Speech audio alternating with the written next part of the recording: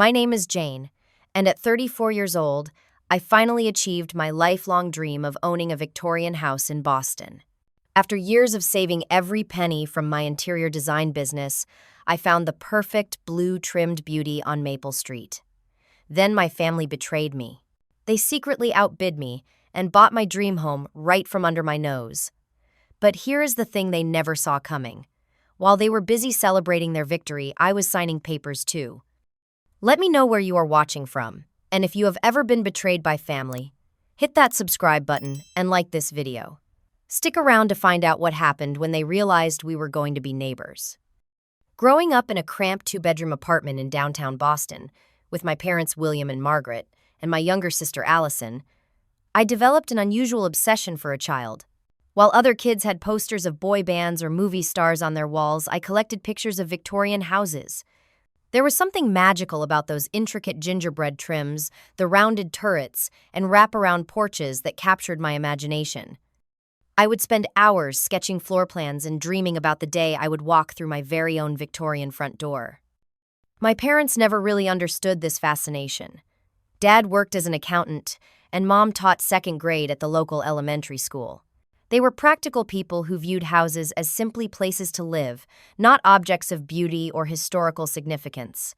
My sister Allison always shared their practical mindset. 3 years younger than me, she followed in Dad's footsteps and went into finance, eventually landing a lucrative position at a prestigious Boston investment firm. I took a different path. After high school, I pursued a degree in interior design specializing in historic homes. College was expensive and my parents could only contribute so much, so I worked 2 part-time jobs while maintaining a full course load.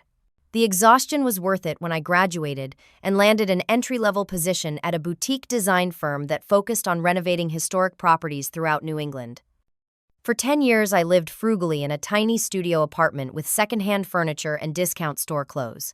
While my friends splurged on vacations and fancy restaurants, I put away every extra dollar toward my house fund.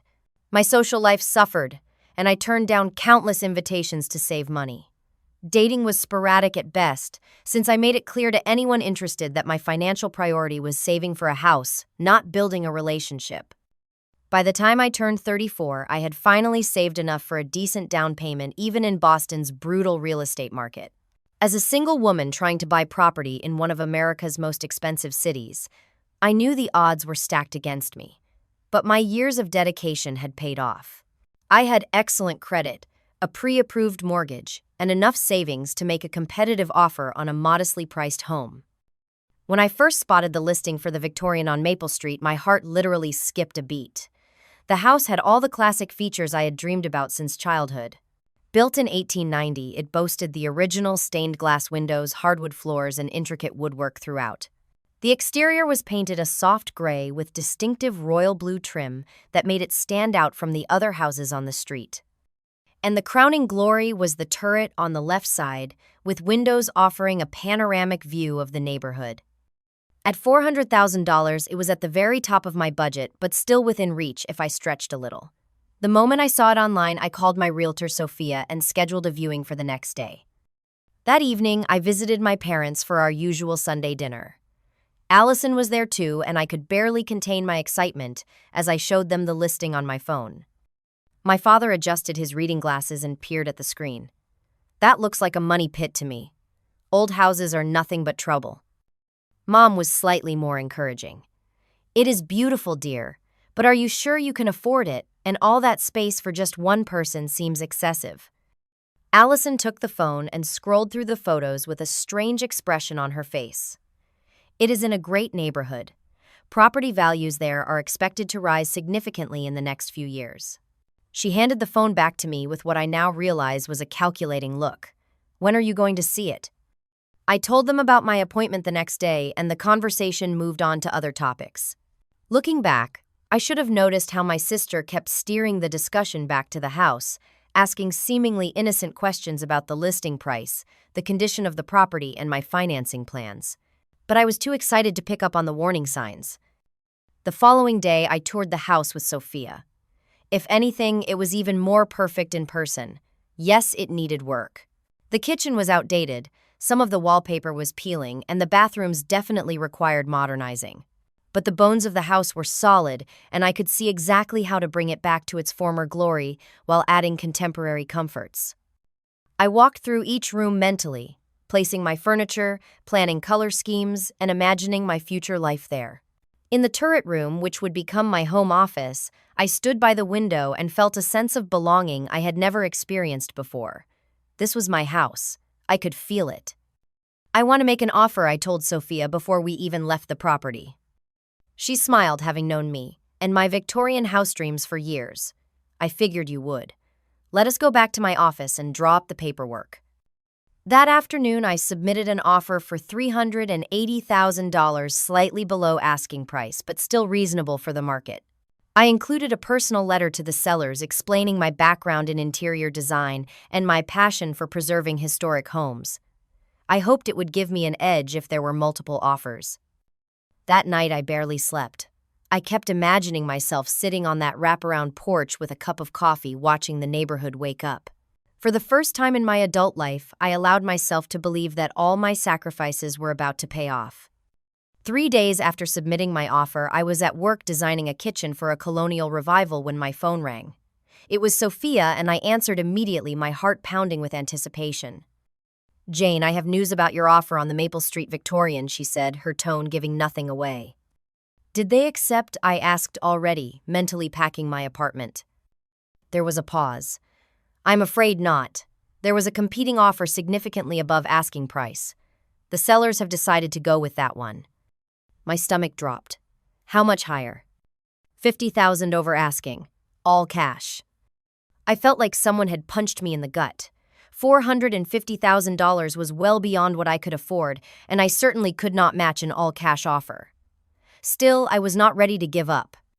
"Can we counter? I could maybe go up to 390,000. And I could waive some contingencies to make my offer more attractive." Sophia sighed. "Jane, I do not think it would make a difference. The other buyer has already signed the purchase agreement. The house is under contract." "Who bought it?" I asked, a strange feeling of dread washing over me. "I do not have that information. The buyer made the offer through a holding company that keeps the actual purchaser anonymous. It is becoming more common these days." I thanked Sophia for trying and hung up. Then I put my head down on my desk and cried. 10 years of sacrificing, saving, and dreaming, and I had lost my perfect house because someone with deeper pockets had swooped in at the last minute. It did not seem fair. That evening, I called my best friend Taylor and sobbed through the whole story. She came over with wine and chocolate, the universal remedies for heartbreak. "I know it feels like the end of the world right now," she said, pouring me another glass of Cabernet, "but there will be other houses, maybe even better ones." "You do not understand," I said, wiping my eyes. "This was the house, the one I have been saving for all these years." "I know, honey, and I am so sorry. But you still have your down payment saved. Your pre-approval is still good for months. This is a setback, not the end of your house hunting journey." I nodded, trying to take comfort in her words. But as I looked around my tiny studio apartment with its secondhand furniture and the faded Victorian houseprints I had tacked to the walls as inspiration, I felt utterly defeated. The next morning, I called my family to break the news. My mother made sympathetic noises, my father said something about everything happening for a reason, and Allison was strangely quiet. Now I understand why. "Maybe it is a sign you should look at condos instead," Dad suggested. "Less maintenance." "I do not want a condo," I said firmly. "I want a Victorian. I will just keep looking." "Whatever you think best, dear," Mom said in that tone that meant she thought I was making a mistake but was too polite to say so. For the next week, I went through the motions at work, but my heart was not in it. Sophia sent me other listings, but nothing compared to the blue-trimmed Victorian. I half-heartedly scheduled a few viewings, but each house lacked something essential. Then, 10 days after losing my dream home, Sophia called again. "Jane, something interesting has come up. There is another Victorian that just came on the market. It is on the same street as the one you lost, just 2 doors down, slightly smaller, but in similar condition.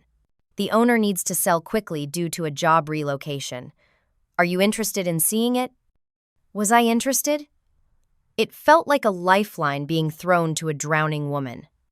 That afternoon, I met Sophia at the second Victorian. From the outside, it was charming if less impressive than my dream house. Painted a soft yellow with white trim, it had many of the same architectural features, including a small turret, though not as grand. It was about 500 square feet smaller and lacked the wraparound porch I had coveted, having just a small front porch instead. Inside, however, it had its own unique charm. The woodwork was less ornate but beautifully preserved. The layout was cozier with smaller rooms that somehow felt more intimate and welcoming. The previous owners had already updated the kitchen while maintaining its vintage appeal, which would save me a significant renovation expense. And the price tag of $350,000 reflected its smaller size and the seller's motivation for a quick sale. Standing in what would be my bedroom looking out at the tree-lined street, I made an impulsive decision. "I want to make an offer," I told Sophia. "Today. Full asking price if they can close in 30 days. She raised her eyebrows. "Are you sure you do not want to sleep on it?" "I am sure," I said, feeling more confident than I had in days. "This house has potential. And to be honest, I love the idea of living on the same street as my dream home. I can walk past it every day and admire it even if I cannot live in it." Little did I know that I would soon be doing much more than walking past my original dream house. I would be watching my own family move into it. My offer on the yellow Victorian was accepted the very next day. The sellers were delighted with the quick closing timeline, and suddenly I was rushing to schedule inspections, finalize my mortgage, and prepare to move. In the whirlwind of activity, I barely had time to notice how strangely my family was behaving. First, there were the missed calls. I tried to reach my parents several times to share my good news, but they did not pick up. When my mother finally called back, she sounded distracted and vague. "That is nice, dear," she said when I told her about the house. "We are a bit tied up with some financial matters at the moment. Your father and I are making some investments." My parents making investments. That was new. They had always been cautious with money, preferring savings accounts and certificates of deposit over anything more adventurous. Then there was Allison. My sister and I typically texted several times a week, but suddenly she was nowhere to be found. When I finally cornered her with a phone call, her excuse was work stress. "Big project at the office," she said tersely. "Working 14-hour days. Can we catch up next week?" But the truly strange behavior was the secretive meetings. Twice I spotted my parents and Allison at a coffee shop near my office, huddled together in intense conversation. When I approached their table, they jumped as if caught doing something illicit and quickly changed the subject. "Just helping Allison with some financial planning," Dad explained with an unconvincing smile. "Nothing exciting." I was hurt that they did not attend my closing. It was a significant milestone in my life, and I had no one there to celebrate with me except Sophia. When I signed the final papers and received the keys to my new home, I sent a group text to my family with a picture of me standing on my new front porch. The responses were underwhelming. Mom sent a thumbs-up emoji. Dad wrote, "Congrats," and Allison did not respond at all. I threw myself into moving preparations, trying not to dwell on my family's lack of enthusiasm. I hired painters to freshen up the interior before I moved in, choosing colors that complemented the home's historic character while giving it a contemporary feel. I measured each room and created detailed design plans, the kind I usually reserved for my highest-paying clients. Taylor and her boyfriend Mark helped me pack up my tiny apartment, marveling at how much stuff I had accumulated in such a small space. Most of it is design books and fabric samples, I admitted, as we filled yet another box with interior design magazines I had collected over the years. "Well, now you will finally have room to spread out," Taylor said, taping the box shut. "I cannot wait to see how you transform this place." Moving day was set for Saturday. On Wednesday evening, I drove to my new neighborhood to check on the painting progress and meet with a gardener about the overgrown backyard. As I was leaving, I noticed an older woman walking her dog past my house. She stopped to admire the fresh paint. "It looks lovely," she said, smiling. "Are you the new owner?" I nodded and introduced myself. "I am Patricia," she said. "I have lived across the street for 30 years. It will be nice to have some young energy in the neighborhood again." We chatted for a few minutes about the area, and then she mentioned something that made my blood run cold. "I saw your family members at the Blue Victorian a few houses down. They must be excited about you all living so close to each other. I forced a smile. My family? You must be mistaken. I do not have family moving to this street. Patricia looked confused. No, I am quite sure. A middle-aged couple and a younger woman. They were measuring for curtains yesterday. The man said something about keeping it in the family. I assumed they were related to you. My mind raced as I thanked Patricia and hurried to my car. It could not be. They would not have. But deep down I knew. The anonymous cash buyer who had outbid me on my dream house. The secretive meetings. The sudden interest in investments. The evasive conversations. My hands shook as I dialed Allison's number. She answered on the fourth ring, sounding wary. Hello. Did you buy my house? I demanded, not bothering with pleasantries. What are you talking about? Her voice went up an octave, a telltale sign she was lying. The Victorian on Maple Street, the one I lost. Did you and Mom and Dad buy it? Jane, you are being ridiculous. Why would we do that? A neighbor just told me she saw you there measuring for curtains. She said Dad mentioned keeping it in the family. A long pause. I cannot talk about this right now. I am at work. It is 7:30 in the evening, Allison. Some of us have demanding jobs, she snapped. Look, we need to discuss this as a family. Mom and Dad are planning a surprise for you on Saturday. Just wait until then, okay? She hung up before I could respond, leaving me sitting in my car, shaking with a mixture of rage and disbelief. The pieces were all falling into place. My own family had conspired against me. They had pooled their resources to outbid me on the house I had spent a decade saving for. The betrayal was so enormous I could barely process it. As I drove home to my soon-to-be-vacated apartment, questions whirled through my mind. Why would they do this? What possible motivation could they have for such an underhanded maneuver? And what kind of surprise were they planning for Saturday? Whatever it was, I had a surprise of my own waiting for them. Saturday morning dawned bright and clear. I had barely slept, my mind racing between anger at my family's betrayal and satisfaction at the revelation I was about to deliver. Taylor and Mark arrived at 8, with their pickup truck ready to help me move. You seem tense, Taylor observed as we carried the first boxes down to the truck, moving day jitters.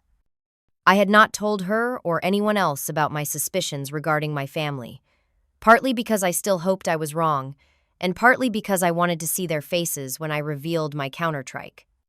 Just eager to get settled, I said, forcing a smile. We had loaded about half of my belongings when my phone chimed with a text from my mother. We have a wonderful surprise for you. Come to 1022 Maple Street at noon. Just you know, friends, please. This is a family moment. 1022 Maple Street. The blue-trimmed Victorian. My dream house. The confirmation sent a fresh wave of anger through me, but I texted back a cheerful, cannot wait, complete with smiley face emojis. There has been a change of plans, I told Taylor and Mark. I need to meet my family at noon. Can we pause the moving for a couple of hours? They agreed easily, deciding to grab lunch while I dealt with my family business. At precisely noon, I parked in front of the blue Victorian, my former dream home. The sight of it still made my heart ache, but that ache was now mixed with a simmering rage I rarely allowed myself to feel. My parents and Allison were waiting on the wraparound porch, all wearing expressions of barely contained excitement. Mom was practically bouncing on her toes. Dad looked smugly satisfied, and Allison had the same expression she used to wear when we were kids, and she had managed to one-up me in front of our parents. Jane, Mom called as I walked up the path. We have been waiting for this moment for weeks. I plastered on a smile and joined them on the porch.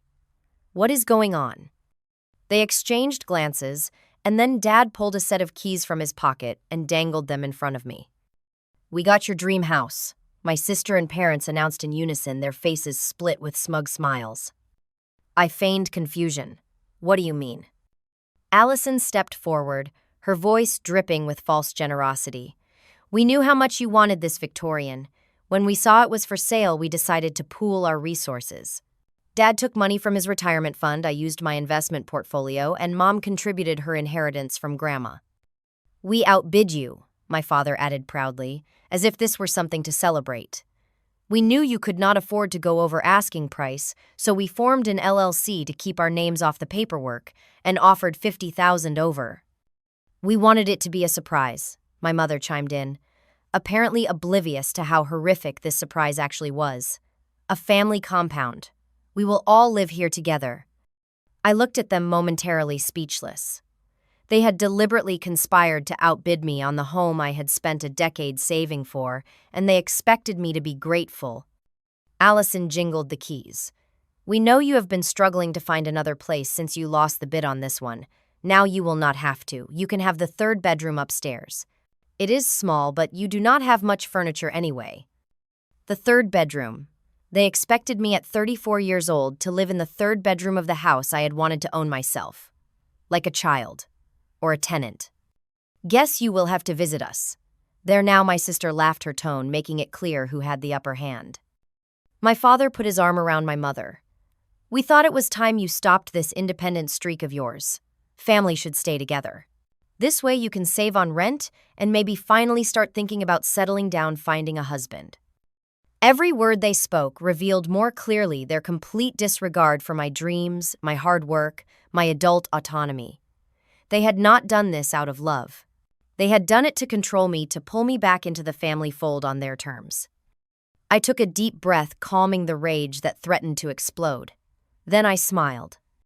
Congratulations, I said, keeping my voice steady. It is a beautiful home. They looked momentarily confused by my calm reaction. You are not upset, Allison asked, clearly disappointed that I was not falling apart as she had anticipated. Why would I be upset? I am happy for you. And I cannot wait for you to meet my new neighbors. Now they all looked puzzled. New neighbors, my mother repeated. I nodded, enjoying the moment. Yes. You see, while you were busy secretly buying this house, I was buying the yellow Victorian 2 doors down. I close on it 3 days ago. I move in today, actually. The stunned silence was everything I had hoped for. My father's jaw literally dropped. My mother's hand flew to her mouth. And Allison turned an interesting shade of red. You bought a house on this street, my father finally managed to sputter. 1018 Maple Street, I confirmed. The moving truck is probably there right now. Taylor and Mark are helping me. I would have invited you, but you all seemed busy with your secret plans. But we bought this house so we could all be together, my mother protested, her voice rising in distress. And we will be together, I replied sweetly. As neighbors. I will be right down the street. Close enough to visit, but far enough to maintain my independent streak. The implications were sinking in. They had spent their retirement funds and investments to buy a house they thought would force me back into the family nest. Instead, they were now mortgaged to the hilt on a property they had never really wanted for themselves, while I was happily moving into my own home just 2 doors away. You cannot afford a house, Allison said, as if trying to deny reality. You told us your budget was maxed out with the offer you made on this place. The yellow Victorian was less expensive, and it has an updated kitchen, which this one definitely needs. I glanced pointedly at the outdated exterior of the house. Speaking of which, do any of you know anything about maintaining a Victorian home? The upkeep can be quite demanding.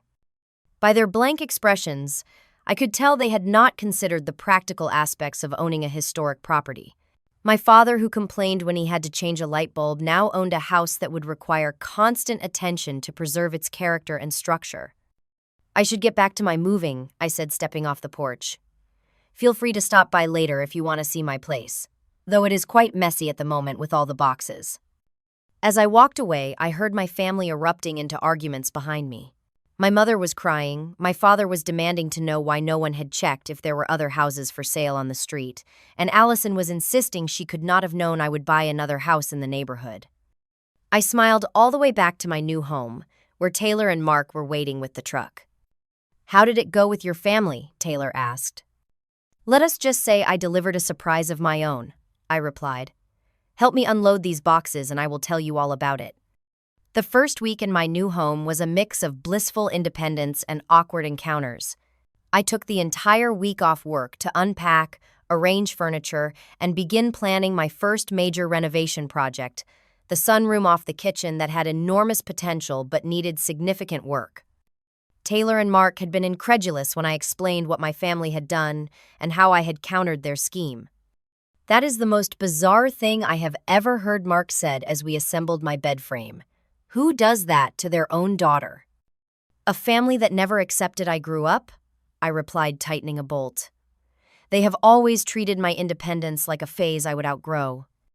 My parents made their first attempt at reconciliation the day after move-in, arriving on my doorstep with a houseplant and forced smiles. "We brought you a housewarming gift," my mother said, thrusting the pot into my hands. I accepted it and invited them in, watching with a hint of satisfaction as they took in the already significant improvements I had made to the space. I had arranged my furniture to maximize the natural light-hung artwork to complement the architectural features, and displayed my collection of vintage design books in the built-in shelves flanking the fireplace. "This is actually quite nice," my father admitted, running his hand along the original wood banister. "Smaller than our place, but charming." "Thank you," I said, not missing his competitive comparison. "Would you like some coffee? The kitchen is through here." They followed me, exchanging glances when they saw the updated kitchen with its soapstone countertops and farmhouse sink. "Your kitchen is more modern than ours," Mom observed. "Ours needs a complete remodel." "I know," I replied. "I saw it during the open house. Remember, the previous owners did this renovation 2 years ago. It was one of the selling points." We sat at my small breakfast table, the conversation stilted and uncomfortable. They asked about my plans for the house, and I outlined some of my design ideas, watching my father wince when I mentioned the cost of historically appropriate exterior paint for Victorians. "Have you looked into the maintenance costs for these old houses?" he asked. "The heating bills alone must be astronomical." "I have done my research," I assured him. "I have been planning to own a Victorian for 10 years. Remember, I have budgeted for everything." The unspoken accusation hung in the air. Unlike them, I had not jumped into buying a historic home on impulse as part of a misguided scheme. They stayed for exactly 45 minutes before making excuses about needing to get back to their own unpacking. I walked them to the door and established my first boundary. "In the future, please call before coming over," I said politely but firmly. "I work from home some days and I cannot have unexpected interruptions." My mother looked hurt, but my father nodded curtly. "Same goes for you," he said, as if I was likely to drop by their house uninvited. Allison avoided me entirely that first week, which was fine by me. I was still processing my anger toward her. Of the three, her betrayal stung the most. We had always been different siblings with different priorities, but I had never imagined she would deliberately undermine something so important to me. The weekend after I moved in, the neighborhood association held its monthly meeting at Patricia's house across the street. I attended, eager to meet more of my neighbors and establish myself in the community. My parents and Allison were there too, looking uncomfortable and out of place among the mostly older established residents. Patricia welcomed me warmly and introduced me around as our new interior designer neighbor who specializes in historic homes. This led to several interested conversations with other Victorian homeowners in the area who wanted advice about maintaining their property's historic character while updating for modern living. By the end of the meeting, I had exchanged phone numbers with 5 neighbors and had 2 potential client consultations scheduled. Meanwhile, my family sat stiffly in the corner, barely participating in the conversations around them. As we left the meeting, Mr. Abernathy, the 80-year-old president of the association, pulled me aside. "Your expertise is exactly what this neighborhood needs," he said enthusiastically. "We have been trying to establish a historic district designation for years. With your professional background, perhaps you could help us navigate the paperwork?" I agreed readily, genuinely excited about the project. As I walked home, Allison fell into step beside me, her expression sour. "Made kid an impression, did you not?" she muttered. "Just being neighborly," I replied. "You might want to try it. We all live here now." She stopped walking, forcing me to stop as well. "Why did you do it, Jane? Why did you buy a house on this street? Was it just to spite us?" Her question took me aback. "Are you seriously asking me that I bought my house because I loved it and could afford it? The real question is why you 3 conspired to outbid me on my dream home instead of just telling me you wanted to move to this neighborhood too." "We were trying to help you," she insisted. "You have been obsessed with owning a Victorian for years. It is not healthy." "Having a goal is not an obsession," I countered. "And if you wanted to help me, you could have loaned me the extra $50,000 to match the competing bid you claim you did not know about. Instead, you deliberately deceived me and tried to force me to live under your roof like a child." She had no response to that, and we parted at my driveway without another word. The following weeks brought more of the same uncomfortable interactions interspersed with petty conflicts that seemed almost inevitable given our proximity. My parents complained about my wind chimes disrupting their afternoon naps. I pointed out that their outdoor speakers playing big band music at 8 in the morning were equally disruptive. There was a dispute about the shared alleyway between our properties where my father parked his car in a way that made it difficult for me to access my backyard. And when I painted my front door a bright teal, my mother made a point of telling me it clashed with the overall color scheme of the street. But there were allies too. Patricia across the street became a regular visitor bringing baked goods and neighborhood gossip. The young couple in the craftsman-style house at the end of the block invited me to their weekend cookouts. And Mr. Abernathy consulted me regularly about the historic district application, valuing my professional input. Slowly but surely, I was building a community for myself in this neighborhood, one that had nothing to do with my family. And as the weeks passed, I found myself less angry and more amused by the situation. In trying to control me, my family had locked themselves into a financial commitment they were increasingly unprepared for. And I had a front-row seat to their growing realization. 1 month after moving day, I launched the next phase of my response to my family's betrayal. I had been working nights and weekends on a comprehensive design plan for my house, focusing first on the exterior to maximize curb appeal. I hired painters specializing in historic homes to restore the yellow exterior with historically accurate white and burgundy trim that highlighted the architectural details.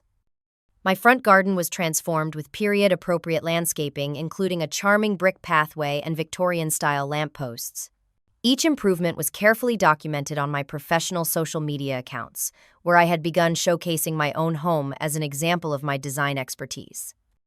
The contrast between my rapidly improving property and my family's increasingly neglected blue Victorian did not go unnoticed in the neighborhood. While I approached my renovation methodically with professional resources and clear planning, my family seemed overwhelmed by the demands of their larger, more deteriorated property. From my front porch, I could observe their haphazard attempts at maintenance. My father on a ladder trying to clean gutters, looking terrified at the height. My mother attempting to scrape peeling paint from the ornate trim, giving up after an hour. Allison researching contractors only to be shocked by the estimates for specialized historic renovation work. The breaking point came 6 weeks after move-in. My parents knocked on my door one evening looking distinctly uncomfortable. "We need your professional advice," my father admitted, barely meeting my eyes. "The kitchen faucet is leaking and there is water damage to the cabinetry. We got an estimate from a plumber, but he says the pipes are so old they all need to be replaced." I nodded, keeping my expression neutral. Historic homes often have outdated plumbing. That is one of the first things I checked when I was considering buying my house. "Your house was recently updated," my mother reminded me, a hint of envy in her voice. "Our kitchen is original, from 1920 according to the home inspector." 1920 is not original to a house built in 1890, I pointed out. "But yes, it is certainly outdated." They exchanged glances. My father cleared his throat. "We were wondering if you might help us find a reliable contractor, and perhaps offer some design guidance, since this is your area of expertise." I considered their request. Part of me wanted to refuse to let them flounder as payback for their betrayal.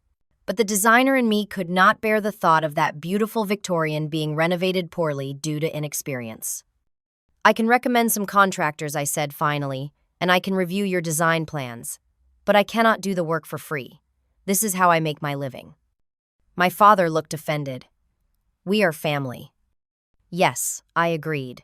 "The same family that secretly outbid me on my dream house. I will give you my friends and family discount, but I cannot work for free." After some grumbling, they agreed to my terms. I connected them with reputable contractors from my professional network and created a basic design plan for their kitchen that respected the home's historic character while providing modern functionality. I charged them half my usual rate, which still made my father wince when I presented the invoice. This pattern repeated over the following months. The blue Victorian revealed its true nature as a demanding, high-maintenance property that required specialized care and knowledge my family simply did not possess. One by one, they came to me with questions about storm windows, boiler systems, roof repairs, and authentic light fixtures. Each time I provided professional guidance at my discounted rate, Meanwhile, my own home was blossoming. I hosted a housewarming party 3 months after moving in, inviting neighbors, colleagues, and clients. My family received invitations as well, though Allison was the only one who attended, looking around with poorly disguised envy at the transformation I had achieved. "Your place looks like something out of a magazine," she admitted, grudgingly, wineglass in hand. "Thank you," I replied. "I am actually being featured in Boston Home next month. They are doing a spread on young professionals renovating historic properties." Her eyes widened. "Really, they are going to put your house in a magazine?" "Both the house and my business. It is great publicity." The party was a success, cementing my position in the neighborhood social circle and generating several new client leads. From my open windows, I could see my parents sitting on their porch, listening to the laughter and conversation flowing from my home. The following week brought a major crisis to the Blue Victorian. A pipe burst in their upstairs bathroom, sending water cascading through the ceiling into their formal dining room. My father called me in a panic at 6 in the morning. "Everything is flooded. The ceiling collapsed. There is water everywhere." I rushed over in my pajamas to find a scene of chaos. Water pooled on hardwood floors that were already beginning to buckle. The ornate plaster ceiling in the dining room had indeed partially collapsed, leaving a gaping hole with pipes visible above. My mother was frantically placing buckets and towels while Allison stood frozen in shock, still in her nightgown. I immediately took control of the situation, calling emergency restoration services, turning off the main water valve, and directing my family to salvage furniture and belongings from the affected rooms. The disaster required coordination of multiple contractors, plumbers, plasterers, specializing in historic restoration, hardwood floor refinishers, and painters. At the end of that long day, as we sat exhausted in their partially dried living room, waiting for industrial fans to complete their work, my mother broke down in tears.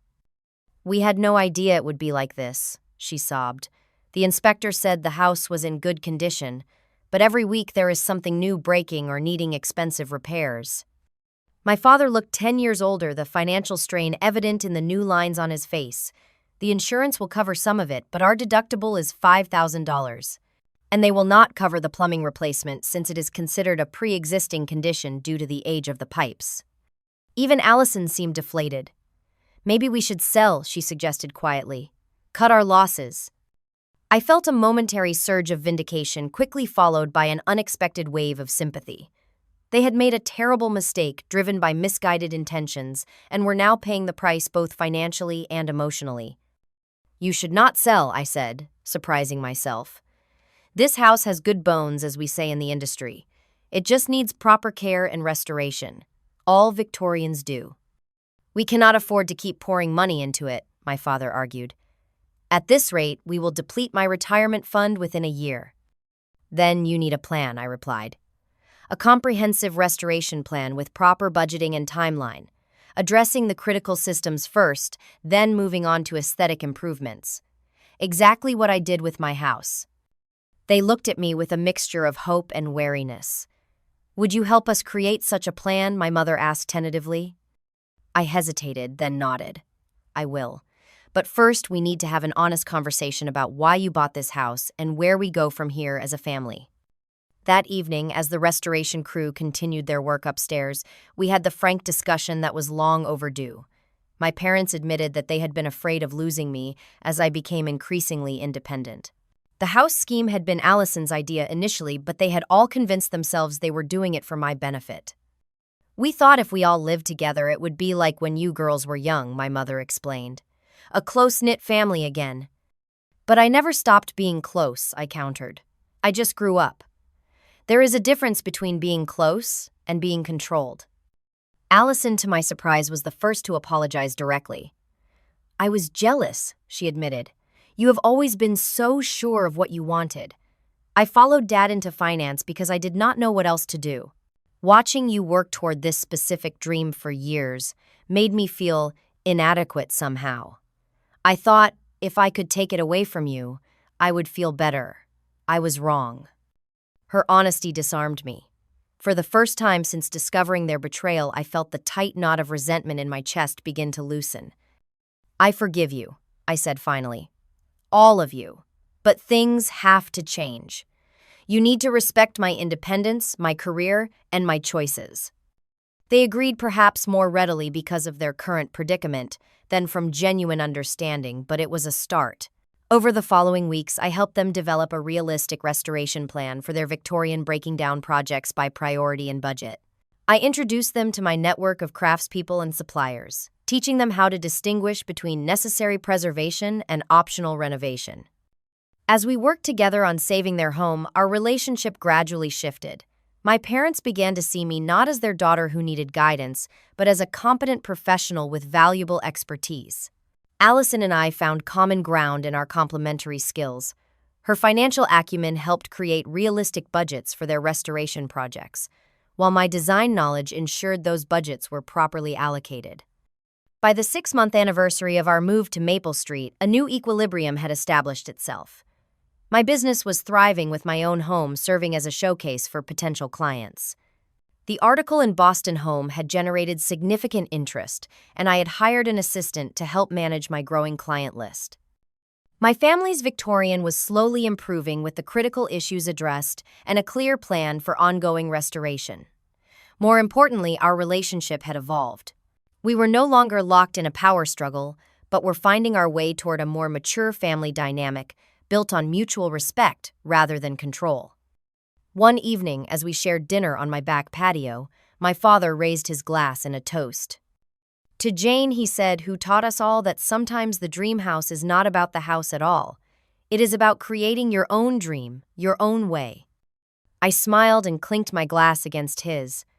The betrayal had not been forgotten, but it had been transformed into something unexpected, a catalyst for growth and change for all of us. 1 year after the fateful day when my family revealed their scheme, both our houses had undergone remarkable transformations. My yellow Victorian had blossomed into a showpiece that perfectly balanced historic charm with contemporary comforts. The sunroom renovation had been completed in the fall, creating a light-filled space where I could work and entertain year-round. The garden had survived its first winter and was now bursting with spring flowers in carefully planned Victorian-inspired beds.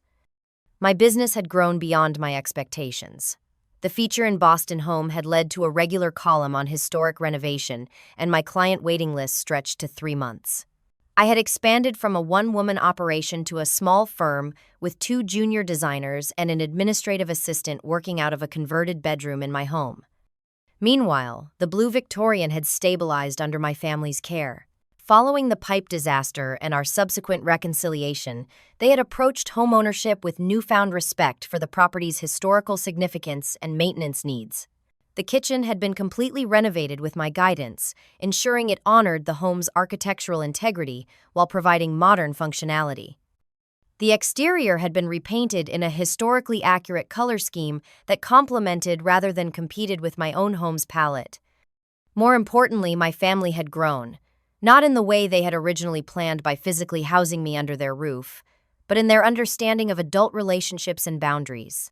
My parents had finally accepted that my independence was not a rejection of family but a natural evolution of our relationship. On the anniversary weekend, I invited them over for a formal dinner in my dining room, which I had recently completed with period-appropriate wallpaper and a restored chandelier. Allison arrived first bearing a bottle of champagne and a small wrapped package. "Happy house anniversary," she said, handing me the gift. 1 year of proving me completely wrong. I laughed and unwrapped the present, a delicate silver picture frame containing the original listing photo of my house beside a current professional photograph showing the transformation. "This is thoughtful," I said, genuinely touched. "Thank you." She shrugged, but I could see she was pleased by my reaction. I figured your before and after photos deserved a proper display. My parents arrived minutes later with an elaborate flower arrangement and their own gift, a set of antique doorknobs they had found at an architectural salvage shop. "We noticed your upstairs doors still have the modern replacements," my mother explained. "These are from the same era as your house." The fact that they had paid enough attention to such a detail and had thought to look for period-appropriate replacements demonstrated how far they had come in understanding my passion for historic preservation. Over dinner, conversation flowed easily as we discussed neighborhood news, my latest design projects, and their ongoing restoration challenges. There was none of the tension or underlying resentment that had characterized our early months as neighbors. After dessert, my father cleared his throat, a sign he had something important to say. "We owe you an apology," he began. "A real one, not the half-hearted excuses we made when the pipe burst." My mother reached for his hand. "We were wrong, Jane. What we did was selfish and controlling disguised as family concern. We convinced ourselves we were doing it for you," Allison added. "But we were really doing it for ourselves. I was jealous of your clarity of purpose. Mom and Dad were afraid of being left behind as you built your own life. We should have respected your dreams instead of trying to co-opt them," my father concluded. "Can you forgive us? Truly forgive us?"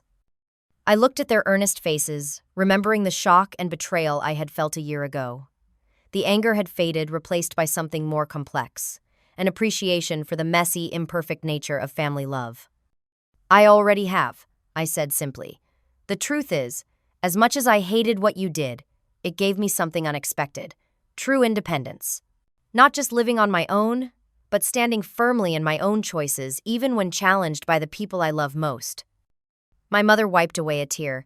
"You have always been the strongest of us. Even as a little girl, you knew exactly what you wanted."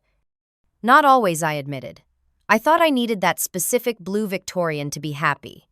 But it turns out what I really needed was to create a home that was truly mine, whatever its color or location." We raised our glasses in a toast to lessons learned and bridges rebuilt. As we finished our champagne, I shared my latest project idea. "The Neighborhood Association has approved my proposal for a historic homes tour as a fundraiser for the Historic District application. Both our houses will be featured along with 5 others on the street. It will be in September."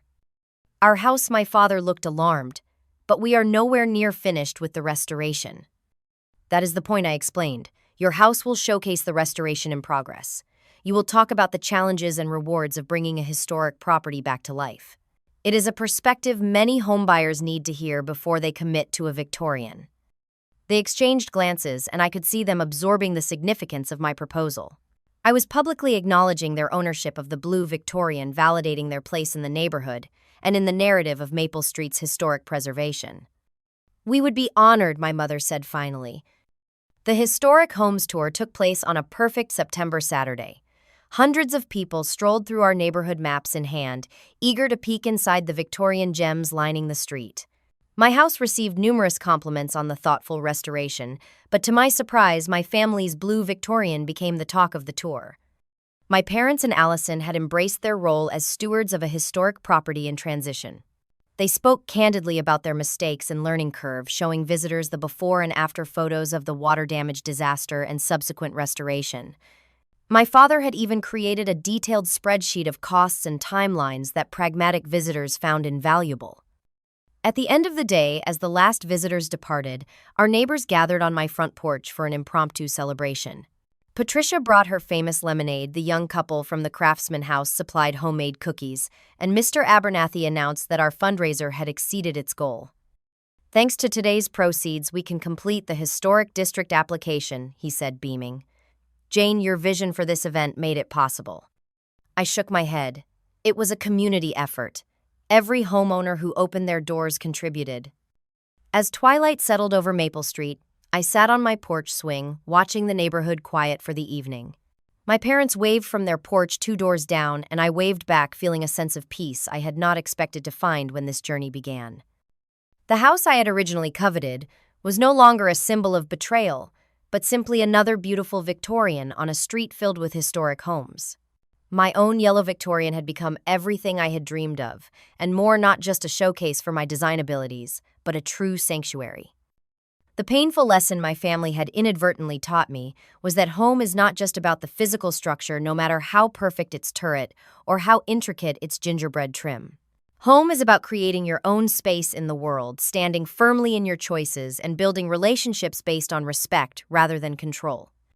As I watched the sunset paint my front garden in golden light, I realized that sometimes losing your dream house leads you to the home you truly need. And sometimes the greatest act of independence is not cutting ties with difficult family members, but transforming those relationships into something healthier and more authentic. Have you ever had family members who tried to control your life choices? How did you respond? Did it strengthen your resolve or make you doubt yourself? Let me know in the comments below.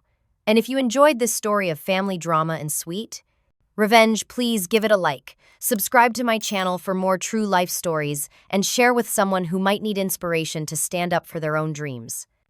Thank you for joining me today, and remember that sometimes the best revenge is simply living well in a house your betrayers can see from their front porch.